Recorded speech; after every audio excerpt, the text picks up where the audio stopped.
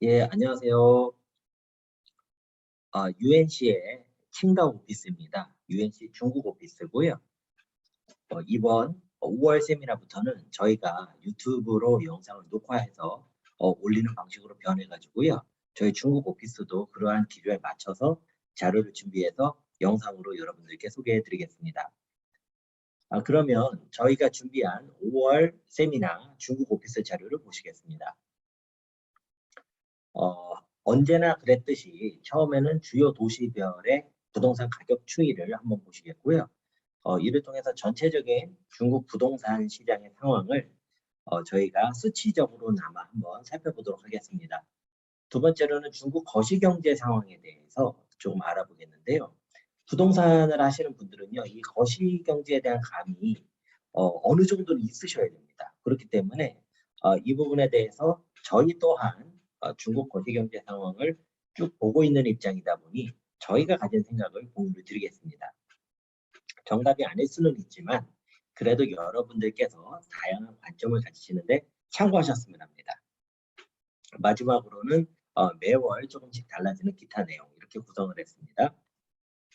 네, 저는 UNC REA의 중국 지사장을 맡고 있는 배덕형이라고 하고요. 현재는 굉장히 바쁜 나날을 보내고 있습니다. 원래 이제 칭다오 오피스에서 상반기에 광저우 쪽으로 오피스를 확장을 할 계획이었으나 중국이 올해 상반기에 굉장히 코로나가 좀 심각해지면서 지금 상반기 내내 대부분 칭다오에만 갇혀서 지내고 있는 상황입니다. 특히 이제 베이징하고 상하이에 계시는 고객분들께는요, 정말로 제가 너무너무 죄송합니다. 원래 이제 격언로 좀 찾아뵙고 만나뵙던 고객분들도 계시는데요. 그렇게 하지 못해서 정말 죄송하고요. 또 션전 쪽 계시는 분들도 제가 매번 찾아뵙겠다고만 하고 직접 가지를 못해서 너무나 죄송합니다. 코로나가 조금 이제 완화가 되는 대로 제가 좀 더 부지런히 움직이도록 하겠습니다. 예, 저는 현재 UNC REA라는 한국 REA 업체의 그 중국 지사장을 맡고 있습니다. 그런데 이 UNC REA가 중국 지역에 한해서 중국의 로컬 부동산 컨설팅 업체인 EMJ라는 업체하고 파트너십을 맺은 상태입니다. 이 파트너십은요, 중국 그 홍콩과 대만을 포함한 중화권 지역 전체에서는 저희가 EMJ라는 이 타이틀을 쓰게 되어 있습니다. 물론 나머지 지역에서는 UNC로 타이틀을 쓰고 있고요. 그렇기 때문에 제가 중국 현지에서는 주로 EMJ 배덕형입니다라고 인사를 드리고 있습니다. 이거는 이제 양사 간의 협의 때문에 제가 그렇게 하는 거고요. 그 인터넷으로 하는 거는 꼭 이제 중화권이라고 보기는 어렵잖아요. 그래서 제가 그냥 UNC 이름 그대로 지금 사용을 하고 있습니다. 현재 저희는 이제 광저우에 업체 그 오피스를 조금 추가할 예정인데요. 올 상반기였던 것이 올 하반기로 좀 미뤄질 것 같고요. 원래 저희가 예정을 했었던 미국의 뉴욕 오피스는 예정대로 지금 진행이 되고 있는 상황입니다. 칭다오 지역만 놓고 보자면요. 저희 헤드쿼터가 따로 있고요. 그 다음에 제가 주로 자주 방문하게 되는 고객 서비스 센터가 있습니다. 그 다음에 한국 분들이 많이 거주하시는 청양 지역에 별도의 청양 오피스를 운영을 하고 있습니다. 예, 그러면 본문 내용으로 들어가도록 하겠습니다. 주요 도시별 부동산 가격 추이를 한번 보실게요. 네, 이것은 저희가 계속해서 트래킹을 하고 있는 주요 26개 대도시의 가격 추이 현황입니다. 가격의 기준은 임대인이 아니라 집 주인께서 내 집을 팔겠다라고 호가로 올려놓는 가격이 있습니다. 이 호가 가격의 추이를 가지고선 지금 시장의 심리를 저희가 판단하는 지표로 판단을 하고 있습니다. 이거 외에 중국 통계국에서 집계를 하는 70개 도시의 데이터가 있는데요. 저희는 이제 개인적으로 70개 대도시는 조금 이제 잡데이터가 많이 들어간다고 보기 때문에 나름대로 최대한 이거를 넓힌 게 26개 대도시예요. 그러면 아마 이제 중국 상황을 잘 모르시는 분들은 야, 그래도 70개 대도시가 26개 대도시보다 더 커버리지가 넓으니까 더 정확한 거 아니냐라고 생각하실 수 있거든요. 그런데 저희가 이제 투자 관점에서 본다면 여기서 말하는 70개 대도시는요. 정말로 이렇게 굉장히 조금 작은 도시들까지 다 포함이 돼 있어서 저희가 투자를 하는 도시에서 어차피 벗어나 있습니다. 그렇기 때문에 제가 가지고 있는 관점은 어차피 우리가 투자를 고려할 수 있는 도시라면은 원래 한 20개 대도시 정도가 맥스다라고 봤는데 또 이런저런 요청들이 오셔서 지금 26개까지 좀 꾸역꾸역 늘어나는 그런 상태입니다.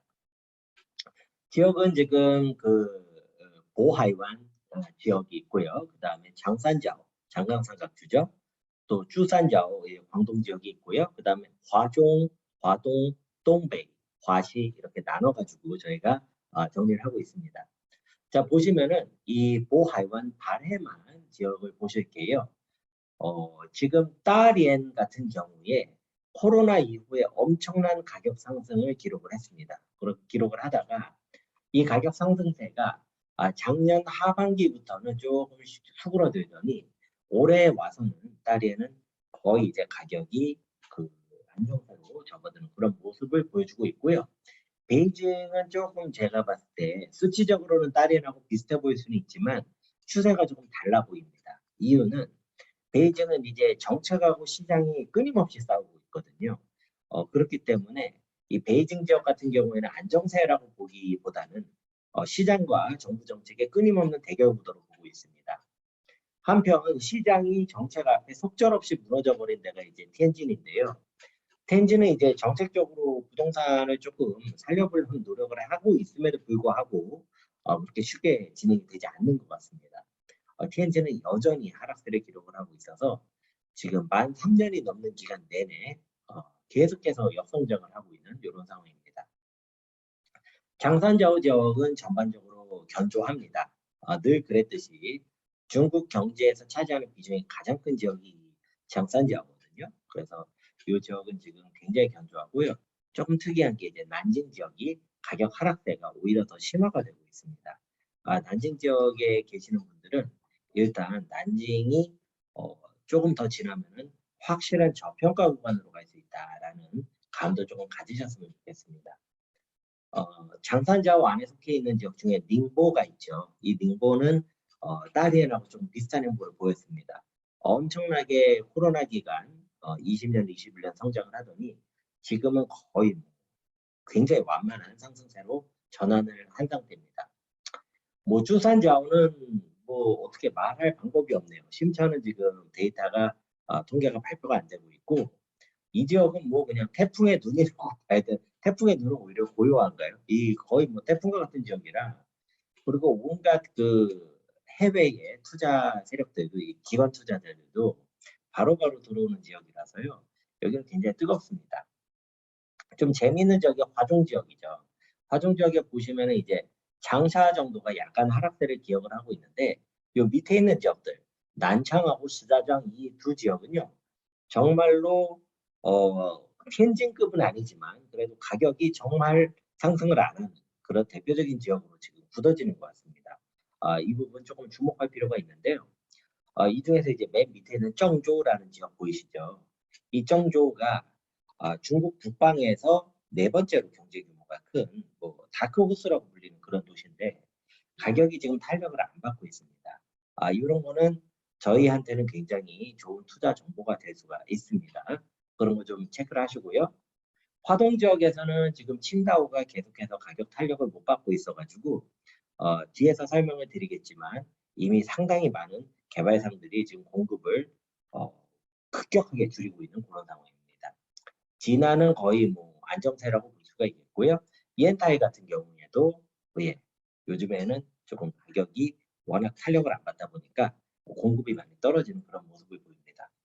똥베이는 조금 다른 느낌을 받고 있는 게요. 똥베이 같은 경우에는 워낙 기초적인 어떤 경제 실력이 많이 부족한 것 같아요. 그리고 인구 유출도 심각하기 때문에 이게 기본적으로 인구가 들어와야지 부동산을 얘기를 하는데 그런 부분이 좀 어렵고요.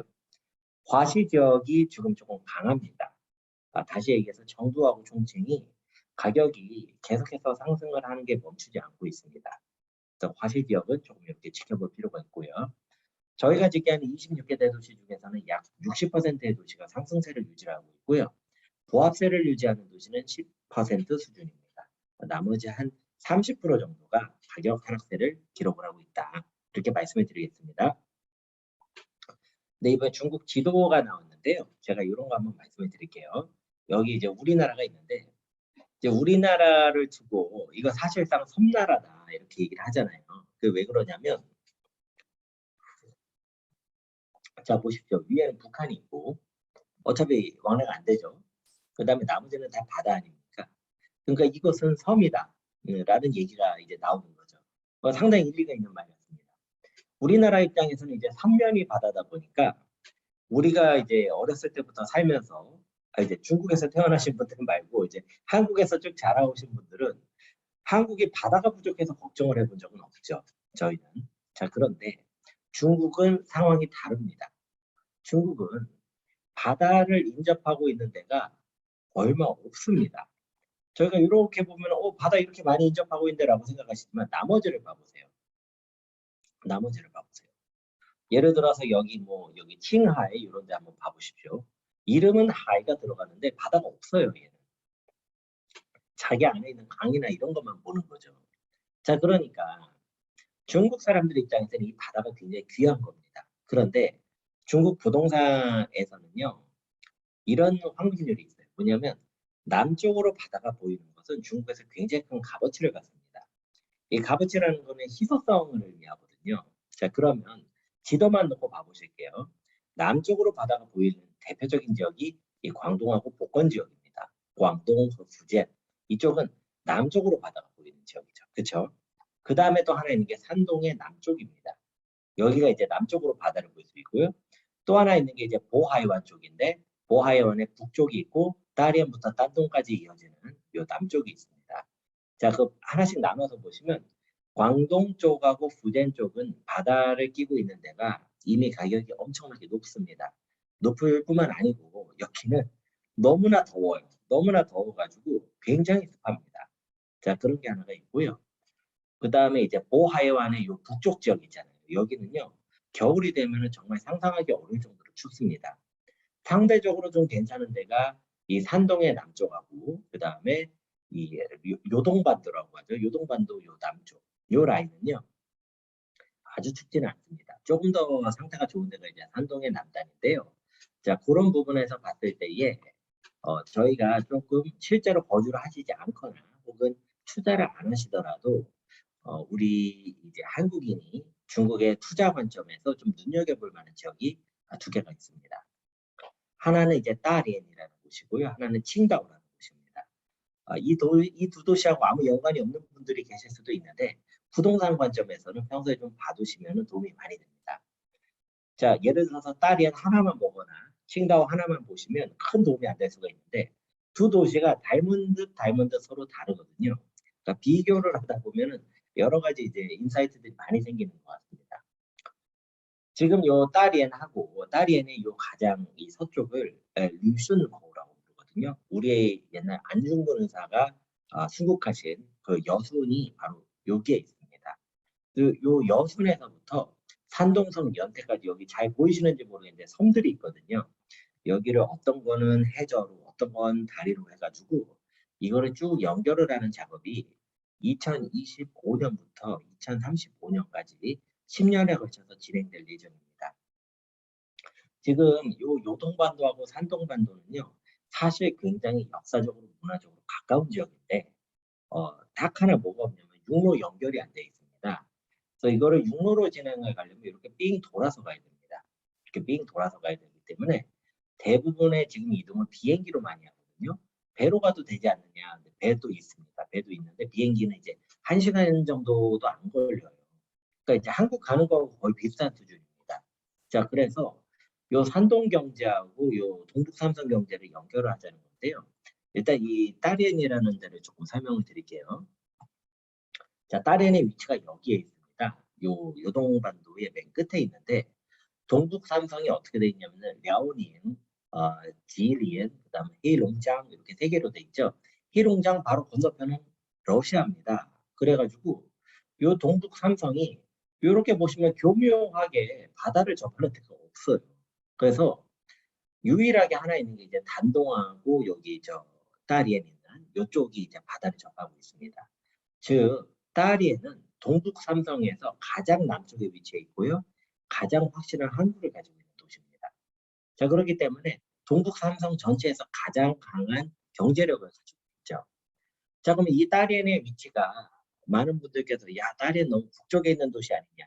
물론 뭐 북방의 베니스다 이런 말도 있는데 다롄의 위치를 이렇게 봐볼게요. 요 다롄에서부터 타이완까지 연결을 하면요. 한 1500km가 나옵니다. 자, 그런데 요 다롄에서 요 해룡장의 맨 북쪽에 있는 곳까지 연결하면 1600km 정도 나옵니다. 무슨 말이냐면 이 동북삼성이 이렇게 커요. 이 동북삼성을 갖다가 연결을 해버리면 이게 지금 다롄에서 타이완 가는 것보다 더 멀다는 얘기입니다. 자, 그렇기 때문에 다롄은 어떤 의미에서는 중간 지점에 위치했다고도 볼 수가 있어요. 그렇게도 볼 수가 있는 겁니다. 자, 그 다음에 산동성에 있는 칭다오를 봐보실게요. 중국이 이제 원래 아편 전쟁을 하기 전에 청나라에서 여기 광동이라고 써진 요 밑에 쏙 들어간 데가 있습니다. 거기에 광저우라는 도시가 있는데 거기를 개항을 해놨습니다. 그러니까 아편 전쟁 전부터도 서구 세력하고 이미 교류를 하던 데가 광저우인데 아편 전쟁이 끝나고 나니까 서구 열강들이 전부 다 여기에다가 뭐 조차지 설치하고 난리를 피거든요. 저 근데 유일하게 독일이라는 사람들만 배를 타고 여기를 쭉 돕니다. 몇 바퀴를 돌더니 독일 사람들 혼자서만 칭다오를 딱 찍습니다. 이 칭다오라는 데는 중국 역사에 별로 드러난 적이 없었는데 이 독일 사람들이 찍어버리는 거에 대해서 칭다오가 주목을 받게 되죠. 독일 사람들도 바보가 아닌데 왜 칭다오를 중시했느냐. 독일 사람들이 봤을 때는 이 남쪽에 있는 것보다 여기가 더 낫다고 본 거예요. 물론 이제 그 과정에서 칭다오에 맥주가 오고 지금 막 맥주 축제하고 난리가 아닌데 아무튼 그 이 칭다오의 지역은 서구적인 관점, 특히 이제 수출입을 하는 관점에서 봤을 때 굉장히 유리하다. 자, 그래서 이 산동성은 지리적인 특성이 대련하고 달리 내륙하고 바로 연결이 돼 있어요. 그렇기 때문에 이거를 수출입을 통해 가지고 대수로 연결을 하는 어떤 관문으로 사용하기에 굉장히 유리합니다. 자, 제가 이렇게 말씀드리면 유리할 게 뭐가 유리하냐. 지금 상해 항구가 전 세계에서 제일 큰 항구가 있고 그 다음에 광동성에도 항구가 얼마나 많은데 지금 그 산동성 그거 항구를 가지고 얘기하는데 하실 수 있잖아요. 자, 이렇게 한번 봐보실게요. 개혁 개방을 하기 전에 그러니까 개혁 개방 초기라고 볼게요. 80년대까지만 해도 요 동북에 있는 랴오닝이라는 섬이요. 지금의 광동성의 위치였습니다. 경제 규모가. 그러니까 중국에서 경제 규모가 제일 컸어요. 이 랴오닝이라는 곳이. 자, 그러면 그 당시에 다롄의 위치가 어땠을지를 우리가 상상을 할 수가 있습니다. 자, 근데 불과 한 30년 만에 이 격차가 많이 벌어져 버린 거죠. 자, 그러면 다시 30년이 지났을 때 다시 이게 격차가 줄어들 수도 있다고 볼 수 있거든요. 지금 광동성하고 여기 저기 장산적, 장강 하류 쪽 여기가 발전을 했던 거는요. WTO에 가입을 하면서 수출입을 중심으로 중국이 성장을 했기 때문입니다. 자, 그런데 이 동력을 미국에서 이제 주려고 하지도 않고 있고, 그 다음에 중국에서도 그게 약발이 떨어졌다는 걸 이제 알아. 그러면 요 두 개의 엔진 동력을 꺼뜨리는 건 아니고 그대로 유지를 하지만 추가적인 성장 동력 엔진이 필요한 겁니다. 자, 그래서 그 동력을 갖다가 그 내수 쪽으로 만들고 싶어 하는 거예요. 내륙 경제 쪽으로. 그 대표적인 게 아까 말씀드린 종칭하고 청두가 있죠. 그러니까 이런 친구들을 갖다 다 연결을 해주면서 발전을 해야지 전체적으로 균형 발전도 되는 거거든요. 자, 그런 관점에서 이제 칭다오의 위치가 조금 굉장히 유리한 측면이 있습니다. 이거는 이제 지난 세미나에 간단히 설명을 드렸던 부분인데요. 지금 칭다오는 인구를 엄청나게 끌어모으고 있습니다. 굉장히 끌어모으고 있고요. 인구가 늘어나면은 이제 경제 규모가 자연스럽게 늘어나는 측면이 있거든요. 자, 그렇기 때문에 칭다오는 지금 중국 전체에서 경제 규모가 한 13위, 12위 이 정도로 왔다 갔다 해요. 그런데 치칸시 4개를 빼버리면 10위권에 들어가거든요. 자, 칭다오는 지금 남쪽에 있는 남경 정도의 경제 규모를 만들려는 그런 생각을 가지고 있습니다. 자, 요 구체적인 데이터는 영상이 업로드 되니까 필요하신 분들은 멈추기로 해서 보시고요. 자, 다롄을 봐보실게요. 다롄 같은 경우에는 이게 좀 재밌는 게 다롄이 경제 규모가 지금 칭다오 한 절반 정도 됩니다. 그래가지고 아이들이 이제 좀 더 해야 될 일이 많은 거죠. 다리안 같은 경우에는 요 남쪽에 이제 샤흐구라는 샤흐구, 시강, 종산 요 세 개 지역이 전통적으로 다리안 사람들이 인정하는 시내 지역입니다. 근데 최근에 이 바로 옆에 이제 깐징즈라는 가격이 계속 올라가고 있어요. 한번 봐보실게요. 그 깐징스가 가격이 계속 올라가서 이 시강을 거의 뭐 위협을 하고 있습니다. 그래서 깐징스는 어떤 지역이냐면 새로 만든 신도시 같은 지역이에요. 그런데 접근성이 좋다 보니까 경쟁력이 좋아서 이제 시강의 지위를 위협을 하고 있죠. 한편 이 시강하고 쫑산, 그다음에 샤후코 같은 경우에는 전통적인 다리안의 시내 지역인데 집을 추가적으로 짓기가 쉽지가 않습니다. 그렇다 보니까 이제 요 안에서 고급 주택, 그 다음에 인기가 있는 데들은 가격을 탄력을 받는 현상이 보이고 있어요. 자, 제가 표시한 거 보시면 이제 블란디엔하고 샤흐코 두 개인데 둘 다 가격 상승률이 1년 만에 10%를 달성을 합니다. 그런데 블란디엔은 완전히 이제 그 멀리 떨어져 있거든요. 그러니까 여기는 원래 시작점이 낮으니까 조금 올라가도 이제 훅 올라가는 거고요. 샤흐코를 보셔야 돼요. 이 샤오코어 같은 경우에는 중심 지역인데 가격이 왜 올라가느냐? 이거를 좀 보실 필요가 있는 게 중심 지역의 장점을 가지고 있으면서 류슌코어 있죠. 요 왼쪽에 서쪽에 류슌코어가 지금 개발이 많이 들어가고 있습니다. 자, 그러다 보니까 샤오코가 조금 영향을 받는 것 같아요. 류슌코어에서 사람들이 들어와서 살다 보니까 야, 이럴 거면 돈을 좀 더 주고 내가 샤오코어 가자. 이런 수요가 생기게 돼 있습니다. 자, 그래서 샤오코어의 조금 비싼 가격들이 좀 더 밀어 올려지는 그런 패턴을 보이는 것 같습니다. 자, 그래서 주요 도시별 부동산 가격 추이 내용을 이번 달에는 한 요 정도로 정리를 해봤고요. 짧게나마 좀 일부 도시들 상황도 한번 살펴보았습니다. 자, 그러면 중국 거시경제 현황을 한번 봐보실게요. 네, 거시경제 현황은 지난 달에 말씀드렸던 부분들을 한번 다시 강조하고 싶습니다. 자, 중국의 전체적인 GDP 성장률이 쭉 진행이 되는데요. 2020년에 코로나가 터졌기 때문에 21년에 성장률이 높게 기록을 합니다. 근데 2022년에는 연간 성장률 5.5%를 하려고 하는데 4.8%를 이렇게 기록을 한 상태로 지금 진행이 되고 있습니다. 자, 참고로 상하이의 코로나 공세는 지금 1Q GDP에는 거의 안 들어가 있습니다. 그러니까 특별한 문제에 아주 특별한 일이 일어나지 않고 않는 10종 8구 2Q에는 요 4.8%보다 더 떨어질 겁니다. 자, 그 다음에 이제 주요 경제 지표 동향을 보시더라도 지금 뭐 내수 소비 쪽이 전혀 힘을 못 쓰고 있는 이런 모습을 계속해서 보여주고 있습니다. 저희 자체적으로 봤을 때 현재 중국 부동산 시장의 분위기가 2014년하고 15년하고 거의 비슷한 그런 패턴으로 가는 것 같습니다.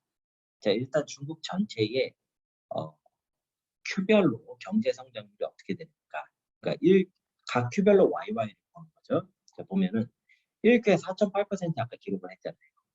제 생각에 잘 나오면 2큐에 4%를 넘을 수 있습니다. 잘 나왔으면. 자, 그러면 요 정도로 방어를 했다고 하더라도 연간 5.5%를 달성하면 3, 4큐에 거의 뭐 6%대 후반이 나왔어야 됩니다. 그래야지 이제 연간 성장률이 나오거든요. 자, 그러려면 경기 부양을 반드시 시켜야 되는데 지금 여러분 잘 아시다시피 GDP라는 게 네 가지를 더하는 거거든요. 정부 투자, 내수 소비, 기업 투자, 순수출. 자, 보시면은 여기서 유일하게 희망을 가질 만한 게 정부 투자 외에는 없는 상황입니다. 자, 그렇기 때문에 이 정부 투자를 갖다가 진행을 하는데 그 대표적인 게 SOC 투자, 그 사회의 인프라 시설이죠. 그리고 부동산 경기를 진작하는 방향으로 갈 가능성이 매우 높아 보입니다. 자, 그렇기 때문에 현 시점은 중국 정부가 부동산을 부양을 시켜서 경기를 살리려고 하는데 이 부양을 내가 어느 정도 힘으로 해야 되겠는가를 가지고 굉장히 부심하고 있는 상황이다. 라고 보시는 게 맞을 것 같습니다. 자, 그렇다면은 지금 이제 2022년 5월까지 놓고 봤을 때에 중국 정부가 어떻게 부양을 하고 있느냐. 각 지방 정부별로요. 각각 방산국이라는 그 정부기관이 있습니다. 여기에서 자기 상황에 맞게 부동산 관련 정책을 발표를 하고 있는데요. 이 발표 내용들이 대부분이 부동산의 어떤 규제를 완화하고 부동산 경기를 활성화하는 방향을 담고 있습니다. 자, 현재까지 발표된 내용을 놓고 본다면 시장이 아주 크게 반응을 하지는 않는 상황으로 보입니다. 무슨 말이냐면 야 정책이 너무 좋으니까 이때다 집을 사자라는 게 아니라 정책이 너무 좋으니까 개발상들이 야 집을 더 짓자 이런 상태가 아니라는 거죠. 자 그러면 이제 어떻게 해야 되느냐 정책이 아마 좀 더 확대가 될 것 같습니다. 이제 개인적인 예상입니다. 자 그럼 이제 기타 내용으로 한번 들어가 볼게요. 이제 녹화를 하니까 좋은 것 중에 하나가 여러분이 이제 잘 못 들으시거나 조금 이해가 안 가는 거면 다시 되돌려서 들으실 수가 있기 때문에 저도 그런 부분에 부담을 좀 줄이면서 얘기를 하도록 하겠습니다. 자, 제가 조금 말씀을 드리고 싶은 거는요. 부동산 개발 업체들하고 지방 정부 간의 일종의 신경전이 있습니다. 이게 조금 한마디로 요약하기는 되게 어려운 부분인데요. 부동산 개발 업체들하고 지방 정부는요. 어떨 때는 막 한 팀이 되고 그리고 어떨 때는 원수가 되고 그래가지고 이거를 지금 눈치를 저희가 이렇게 쫙 볼 필요가 있어요. 얘네가 지금 사이가 좋은가 안 좋은가. 근데 지금은 부동산 개발 업체들이 2021년도 하반기에는 제 표현을 하자면 약간 좀 앙탈을 부리던 그런 상황이라고 봐요. 그리고 지금은 부동산 개발 업체들이 오히려 조금 더 승기를 잡은 듯한 이런 느낌을 받고 있습니다. 자, 어떤 내용인지 말씀을 드릴게요. 작년에 우리나라에서 한참 시끄럽게 떠들었어요. 지금 에버그란데 헝다 이슈가 좀 있는데 그 이슈들을 언급을 하신 분들 내용이라면 지금 중국은 한 몇십 번 지금 망했어야 됩니다. 그런데 일단은 그런 일은 현재까지는 일어나지는 않고 있고요. 헝다도 사실상은 부도 상태라고 볼 수 있다 이런 얘기도 있는데 실제로는 운영을 하고 있습니다. 그 다음에 헝다에서 지금 진행 중인 짓고 있는 건설 중인 집의 90% 이상이 모두 정상적으로 입주가 진행이 되고 있고요. 자 그렇다면은 자 한번 보시는데 당시에 이제 헝다를 함부로 죽일 수 없었던 이유가 이제 헝다라는 업체가 이제 개발업체거든요. 이 개발업체한테 공급을 하는 협력사가 있어요. 협력사가 쭉 있습니다. 그 협력사의 협력사가 또 있고 그 협력사의 협력사가 또 있는 거예요. 1차, 3차, 4차 쭉 나가. 그러니까 이 헝다가 죽어버리면 헝다 혼자 죽는 게 아니고 연쇄 반응으로 다 죽어버린다. 자, 요게 이제 대마불사 이론인 건데 이게 이제 어디에 직결이 되냐면 각 지방 정부의 고용 문제하고 이게 바로 연결이 됩니다. 그렇기 때문에 중앙 정부에서 헝다 이슈에 대해서 어떻게 방침을 줬냐면 각 지방 정부에서 너희가 자체적으로 해결해라 라고 하는데요. 제가 이제 저도 이쪽 업무를 하다 보니까 헝다 건을 제가 몇 개를 다루고 있거든요. 자, 다루고 있는 것들을 놓고 실제로 본 거를 가지고 말씀을 드릴게요. 지금 한국에서 많은 분들이 헝다 가지고선 전문가분들이 얘기를 하셨는데 저처럼 진짜로 헝다의 이 부동산을 가지고 투자를 진행을 하면서 건설 중인 이 상황을 헝다하고 직접 소통을 한 사람이 이렇게 얘기를 한 건 아직 저는 본 적이 없습니다. 그러니까 아마도 여러분들께서도 지금 보시는 이게 거의 유일한 영상이 아닐까 싶은데요. 제가 접했던 경우는 이래요. 헝다가 일단 부도가 나지 않도록 그 자기 지방적으로 예를 들어가지고 중국에는 부천시가 없지만 부천시가 있다고 쳐볼게요. 그러면 부천시 헝다가 있습니다. 헝다에서 부천시만 하는 또 헝다가 있죠. 그러면 거기에 대해서 부천시 정부가 작은 국영기업 성격의 투자 회사를 씁니다. 그래서 이 투자 회사가 헝다에 투자를 합니다. 무슨 말이냐면 헝다의 이제 지분을 가져간다는 얘기예요. 이렇게 보시면 돼요. 쉽게 말씀드리면. 그러면 이제 부천시에서 설립한 이 투자 회사 이름을 예를 들어서 부천 투자다라고 한다면 이 부천 투자가 헝다한테 시키는 대로 해야 나온다. 부천 헝다가. 자 그러면은 이제 무슨 일이 생기냐면은 부천 투자 회사가 헝다한테 얘기를 어떻게 하냐면 일단 건설 중인 거는 다 진행해라.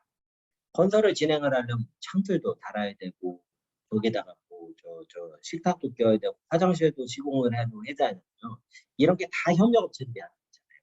그러면 이 협력업체들은 지금 홍다한테 내가 돈을 못 받아가지고 못하고 있다. 그러니까 그러면은 부천 투자회사가 야 너 밀린 거 얼마야? 그래서 이거 줄 테니까 너 공사 맞춰. 너 공사 맞춰. 이걸 다 하는 거예요. 부천 정리를. 자 그러면 여기서 정부 자금이 들어가잖아요. 그렇죠? 자 그러면서 이 홍다가 기본적인 그 건설을 완료를 해서 입주가 문제가 없도록 만들어줍니다. 입주가 안 되버리면 이제 일반 서민들이 뭐 평생모금 재산이 나가는 일이 생기기 때문에 그렇게 막아놓은 겁니다. 자, 이런 과정을 하는데, 자, 그러면 여러분이 만약에 이때 부천 홍다였다라면 여러분 어떻게 하셨겠어요? 아유, 감사합니다. 제가 뭐 시키는 대로 다 하겠습니다. 뭐 이러고 끝났을까요? 뭐 식사라도 하시죠. 맛있는 거 드시죠. 뭐 형님 동생 이렇게 갔을까요? 예. 구체적인 내용은 아마 각 지방별로 이제 홍다 총경리들이 알아서 했겠지만 제가 지금 보고 듣고 느끼고 제가 추정하기로는 홍다 입장에서 이럴 때 이제 앙탈을 부리기 시작을 하는 겁니다. 사실은 이런 부분이 위험하다 그래서 자기가 가지고 있던 리스크가 다 끄집어내는 거예요.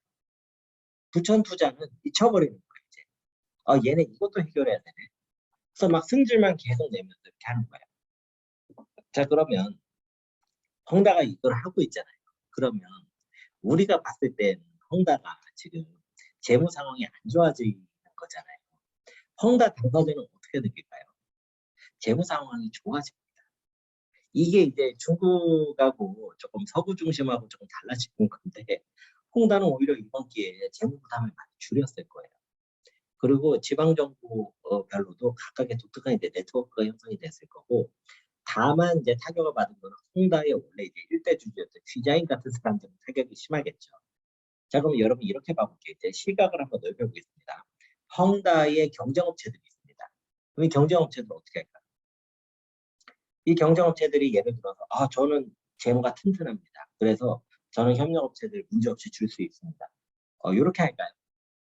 그렇게 안 했다는 데에 이제 재미있는 게 있는데 이게 좀 중국에 이제 좀 살아있는 부분이 이런 부분인데요. 이 업체들이 자기네도 이제 끙끙 앓는 소리를 내는 거예요. 큰일 났다. 사실은 우리도 재무 부담이 있어서 이 협력업체들한테 줄 돈이 없다. 이거를 자기가 말할 필요가 없어요. 협력업체한테 돈을 안 주면 돼요. 뭐라고 얘기하면 부동산 경기가 안 좋으니까 내가 너한테 줄 돈이 없다. 그러면 협력업체들이 열받잖아요. 계속 돈을 못 주니까 얘네들이 각각의 지방정부한테 얘기를 하는 거예요. 그러면 이제 지방정부는 이제 미치는 거예요. 그리고 미국하고 이제 뭐 경쟁하고 이러면서 전체적인 경제 상황이 안 좋아지는 거예요. 자, 그렇다면은 이 부동산 개발업체들이 이거를 이용하는 겁니다. 이거를 가지고 정부를 압박해버리는 거예요. 이 굉장히 무시무시한 싸움을 지금 하고 있는 겁니다. 중국 안에서. 자, 그러니까 이게 지방정부 입장에서는 어떨 때는 이제 개발업체들의 윽박을 질러가지고 원하는 대로 끌고도 가는데 지금은 그런 상황이 아닌 겁니다. 개발업체들이 상당히 스킬을 잡아버린 거예요. 지금 개발업체들이 그래서 어떻게 하느냐 공급을 바로 줄여버리고 수도꼭지를 잠가버리는 거예요. 자, 요 다음 장표 한번 보실게요. 자, 예를 들어서 어느 개발업체가 1기에서부터 10기까지 분양을 한다고 쳐볼게요. 이게 위에서 본 겁니다. 하늘에서 본 거예요. 뭐 요거 기수 하나가 보통 한국에 2,000에서 3,000세대 가까이 하거든요. 그러면 이게 다 되면 거의 3만 세대죠.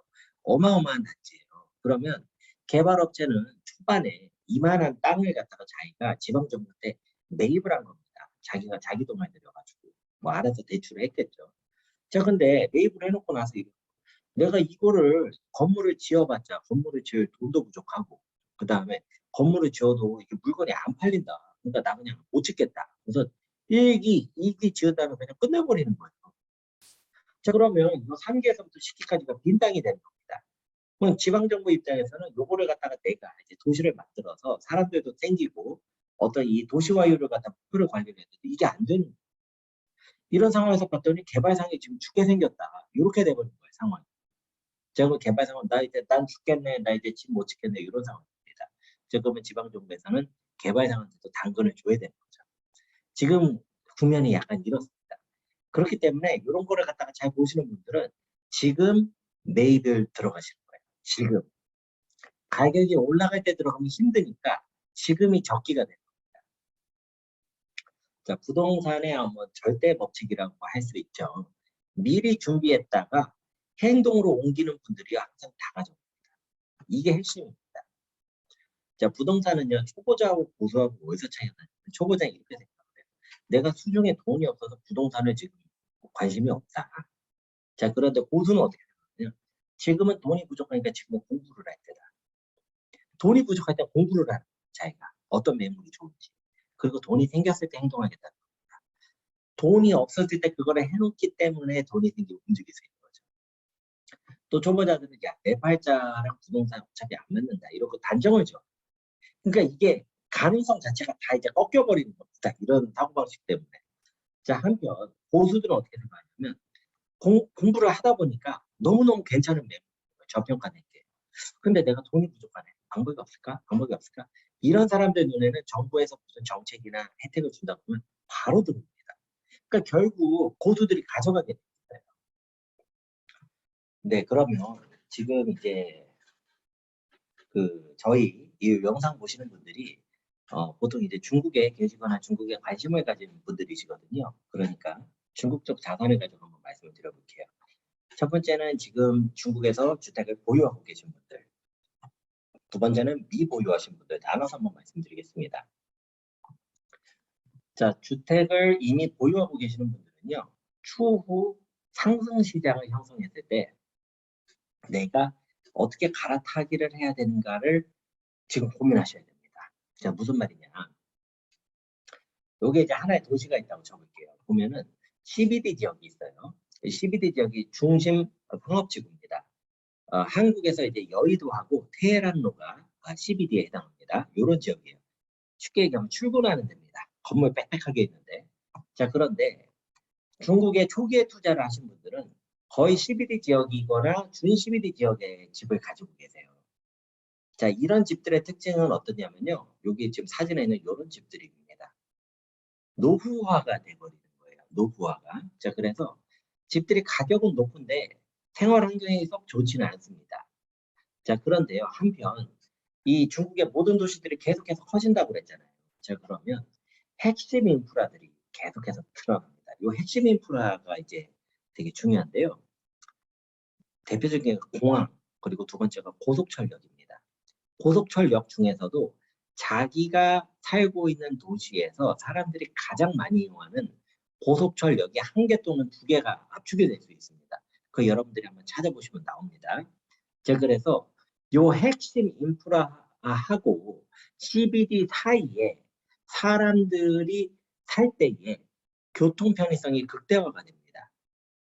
교통 편의성이 극대화가 됩니다. 그러면서 어떤 상업시설들이 있죠. 뭐 쇼핑몰이라든지 무슨 뭐 맛집이라든지 이런 게 어디 형성되는지를 보셔야 돼요. 그럼 보시면 지금 요 CBD 지역에는요. 더 뭘 못 짓습니다. 이미 포화가 돼 있기 때문에. 그러면 요 핵심 인프라하고 CBD 사이에 어딘가에 굉장히 새롭게 치고 올라가는 무시무시한 지역들이 나오기 시작합니다. 서울로 치면 강남 같은 데들이 나오는 겁니다. 원래 이제 강남이 여러분 그 신도시였던 거 아시죠? 자, 그렇기 때문에 그런 지역에 대해서 미리 봐두셔야 돼요. 지금은 본인께서 가지고 계신 집이 CBD에 가깝기 때문에 집값이 비쌀 겁니다. 그런데 조금 더 시간이 지나면 그 새로 치고 오는 단지가 여러분 집을 넘어갈 수 있습니다. 그러니까 그런 데를 미리 확인을 하시는 작업을 지금부터 부지런히 하셔야 됩니다. 자, 그래서 언제 하느냐 행동을 집값이 전반적인 상승기가 되면요, 여러분 마음속에 내가 이 가격이 얼마가 되면 팔겠다가 정해져 있으셔야 돼요. 그 가격을 정했다는 얘기는 내가 이걸 팔고 어디로 들어가겠다는 계획이 세워져 있다는 겁니다. 그냥 내가 지금 있는 집을 팔 것만 생각하시면 안 되고 이거를 팔아서 어디로 들어가겠다. 자, 여기까지가 되어 있으셔야 돼요. 자, 그래서 첫 번째, 내 집에 노후화 리스크가 없느냐. 물론 이제 CBD에서 굉장히 새 집에 살고 계실 수도 있어요. 이제 그런 분들은 이런 고민을 하실 필요는 없는 거예요. 뭐 굳이 갈아타신다고 하면 갈아타도 되지만. 자, 두 번째로는 이 신흥단지가 잘 되는 지역은요. 반드시 출퇴근 교통이 편리해야 됩니다. 출퇴근 교통이 편리하면서 생활 환경이 쾌적한 그런 단지가 생길 겁니다. 여러분 제 말을 꼭 믿어주세요. 도시가 발전하다 보면은 여러 개 새로운 신흥단지들이 생기는데 그중에 몇 개 단지가 헤리티지 이거를 그 주도권을 가져갑니다. 그거를 이제 보셔야 되고 그래도 잘 안 보인다 그러면 임차인들이 선호하는 단지를 한번 봐보세요. 그 월세 시장에서 인기가 높은 단지들이 있을 겁니다. 그런 거를 한번 봐보십시오. 그러면 여기가 의외로 생각 못했던 단지가 생각보다 괜찮을 수가 있습니다. 자, 이런 것들이 이제 현재 중국에 주택을 보유하고 계신 분들에 대한 제한 사항이고요. 두 번째로는 주택을 아직 보유를 하지 않고 계신다라고 한다면 시장 저점에 매수를 하기 위한 준비를 지금 하셔야 됩니다. 이 저점이 좀 있으면 끝납니다. 이 저점이라는 거는요, 이제 개발사항들이 받은 신축을 기준으로 말씀드린다면 개발사항들도 자기가 손해보고 판다는 거를 증명을 해야 되는 상황이에요, 지금은. 그러니까 이 사람들이 지금은 부수도 꼭지를 잠겨놓고 남아있는 거 가지고 팔고 있기 때문에 개발상들조차 지금 돈을 벌려고 하지 않고 있습니다. 아시겠죠? 무슨 의미인지. 지금 그래서 들어가야 되는 겁니다. 이게 바로 시장하고 반대로 움직인다는 게 바로 이런 뜻입니다. 그래서 진짜 고수분들은 지금 들어가세요. 자, 보시면 지금 대학을 다니는 중국에서 대학생들이 졸업을 하고 집을 사게 된다면 어디에 들어갈 것 같은지를 곰곰이 생각해 보셔야 돼요. 곰곰이 생각해 보셔야 되고 자, 이제 막 이 도시, 저거 정시, 저조 정시 할 때 이 도시에 온 사람이라면 내가 돈도 없고 연구지도 없는데 내가 어디서 살까? 요걸 한번 생각해 보세요. 그리고 내가 지금 상태 말고 5년 뒤에 들어가서 살면 나 같으면 어느 지역 가서 살겠냐? 5년 뒤입니다. 5년 뒤. 자, 그 다음에 마지막 질문. 나 자신한테 해야 될 건 내가 주말이나 시간이 나면 나 그냥 쉬고 마느냐? 아니면 집을 그래도 보러 다니느냐? 자, 이런 것들을 한번 체크를 해보실 것을 제가 제안을 드릴게요. 자, 그러면은 이제 제가 준비한 자료는 여기까지고요. 5월 세미나부터 저희가 이제 이 녹화 방식으로 해서 해봤는데 뭐 많은 분들께서 그렇게 좀 해달라고 하셔서 하고 있는데 뭔가 이렇게 대화하는 느낌은 없다 보니까 조금 어색한 건 있습니다. 네, 그래도 저희도 앞으로 이런 방식에 좀 더 적응해가지고 최대한 많은 분들께 필요하신 정보 전달드리고자 노력할 거고요. 지금 이제 몇 분 고객께서는 굉장히 적극적으로 이제 이런 내용을 좀 달아달라고 말씀을 해주세요. 그래서 그런 걸 하고 있습니다. 만약에 좀 다뤘으면 하는 내용이 있으면요, 언제든지 연락을 저에게 주시기 바랍니다. 저희가 능력이 되는 그 범위 내에서라면 최선을 다해서 준비를 하겠습니다. 네, 그래서 중국 부동산 세미나 시청을 해주셔서 대단히 감사하고요. 저희도 계속해서 더욱 노력하겠습니다. 시청해주셔서 감사합니다.